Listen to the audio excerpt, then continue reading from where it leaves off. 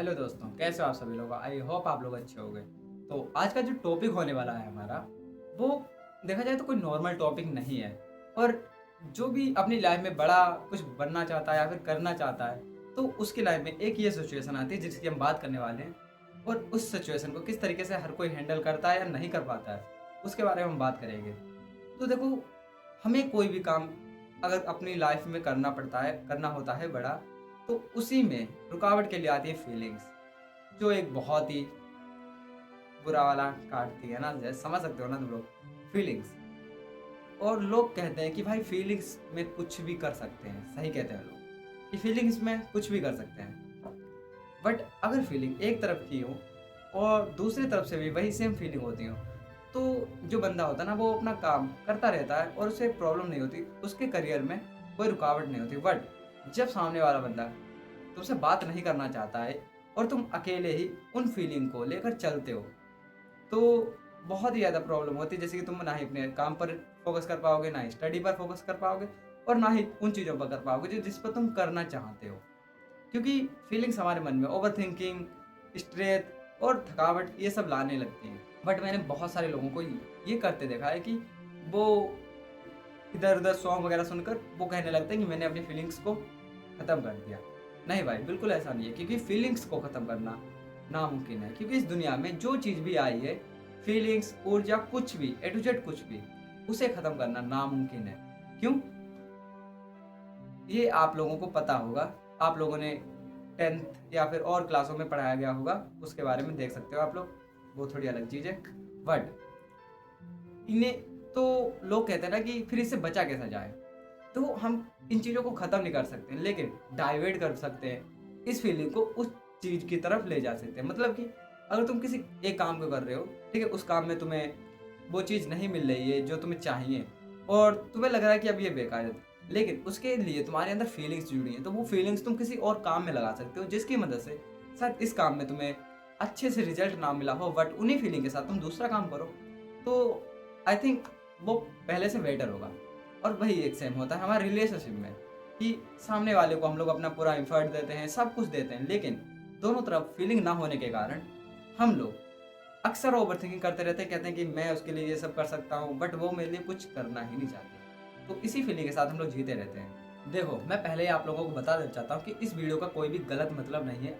I think हो सकता है कि बहुत लोग इसे थोड़ा गलत वाइब में ले लें, बट जब तुम इस चीज़ को समझोगे और खुद में करने का ट्राई करोगे, तो तुम्हें इस वीडियो का जो मेन मकसद है ना, वो समझ में आ जाएगा। अब बहुत सारे लोग कहते हैं कि नहीं भाई, मेरी लाइफ में बस एक ही है और उसी के लिए फीलिंग्स है, उसके अलावा कुछ नहीं। बट अगर वो तुम्हारे लिए सच में उसी फीलिंग को वापस दे रही है तुम्हें, जो तुम उसे दे रहे हो, तो ठीक है। तो तुम उन फीलिंग के साथ अपने गोल्स, अपने करियर पर ध्यान दे पा रहे हो। लेकिन फीलिंग सिर्फ तुम्हारी तरफ से है, और तुम उसकी वजह से ना ही अपने गोल पर काम कर पा रहे हो, ना ही अपने करियर पर ध्यान दे रहे हो, ना ही तुम स्टडी कर पा रहे हो। तो साफ सीधी बात है, फीलिंग्स खत्म नहीं हो सकती। बट देखो, तुम अगर उन फीलिंग के साथ में काम कर पा रहे हो, तो बहुत ही अच्छी चीज़ है, करते रहो, ठीक है। मैं इसके बिल्कुल सपोर्ट में हूँ। बट अगर तुम्हें लग रहा है कि भाई उसकी फीलिंग के साथ में रहकर काम करना बहुत ही मुश्किल है, ठीक है ना, तो तुम्हें उन फीलिंग्स को कहीं और लगाना पड़ेगा।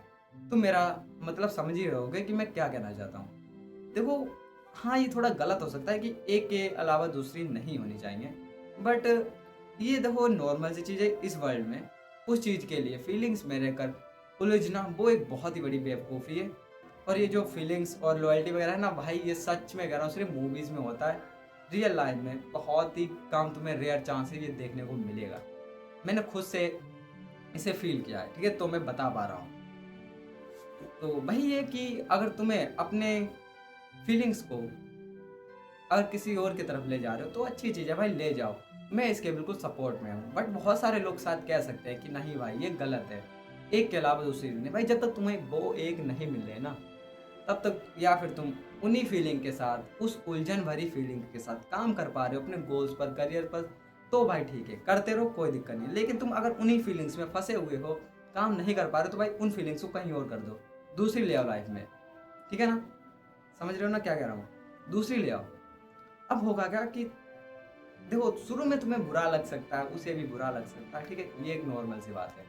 बट धीरे धीरे जब तुम उधर से फीलिंग अपनी इधर ले आओगे ना, तो हो सकता है कि नए पर्सन के लिए तुम्हारी वो फीलिंग्स समझ सके वो इंसान, और तुम अपने गोल्स पर फिर से सही से काम कर पाओ। बट अगर वहाँ सेकंड टाइम भी यही हो रहा है ना, तो फिर से चेंज कर दो। मेरा तो मानना यही है कि फीलिंग्स अगर तुम कंट्रोल में नहीं रख पा रहे हो तो भाई एक ही इंसान के ऊपर रखना बेकार है, दूसरी जगह शिफ्ट कर दो उसे। यही तुम्हारे काम के साथ होता है, यही तुम्हारे रिलेशनशिप के साथ में है। और इसी से अगर मैं थोड़ा फनी वे में बोलूँ तो कि प्ले बॉय बनता है, ठीक है ना, लॉयल, वो भाई मेरे समझ में नहीं आता है। मैंने भी किया है, आप लोगों ने भी साथ किया होगा, कमेंट बॉक्स में जो बताना किसने किसने किया है, ठीक है ना। तो मेरा भी यही था कि पहले एक ही के चक्कर में ये वो वगैरह, ठीक है ना, फीलिंग खत्म ही नहीं कर रहा। बट मैंने 6-7 महीने तक अपने साथ फीलिंग को रखकर काम किया, ठीक है ना, और कर भी लिया थोड़ा बहुत। बाकी फिर से मुझे वही याद है, लेकिन मैंने उस दिन डिसाइड कर लिया कि अब भाई उसकी फीलिंग्स मैं कहीं और डिवाइड करूँगा, मैं किसी और को दूंगा वही चीज़ें, क्यों ना दूँ भाई। जब सामने वाले को मैं सब कुछ दे रहा हूँ, अपना इतना एफर्ट डाल रहा हूँ, सामने वाले को फिक्र नहीं है, ठीक है ना, तो मैं उसके लिए इतनी सारी जो इतनी अच्छी अच्छी मेरे अंदर की फीलिंग्स है, सब इतने विचार है, वो मैं उसे क्यों दूँ। मैं उसे दूंगा ना जो उनकी कदर करेगा, ठीक है ना। फिर मैंने वो स्टार्ट कर दिया। इससे हुआ क्या कि मुझे पहले वाली फीलिंग जहाँ थी, मैंने सेकंड टाइम किसी और को दे दी।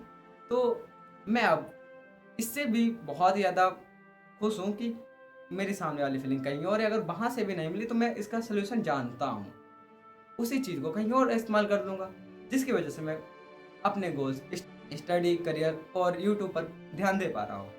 तो आई थिंक आप लोगों को इस वीडियो का मेन मकसद समझ में आया होगा। हाँ, बहुत लोगों के समझ में नहीं आया होगा, क्योंकि मैं अभी इतना प्रोफेशनली नहीं हुआ जो अपने विचारों को अच्छे से तुम लोगों को समझा चुकूँ। क्योंकि मैं सोचता कुछ और हूँ, थोड़ा सा निकल कुछ हो जाता है, बोलने में थोड़ी दिक्कत होती है। बट टाइम के साथ में प्रैक्टिस, एक्सपीरियंस बूस्ट होगा, जिसकी वजह से मैं फ्यूचर में और भी अच्छे तरीके से अपने विचारों को, अपनी थिंकिंग को आपसे शेयर कर पाऊँगा।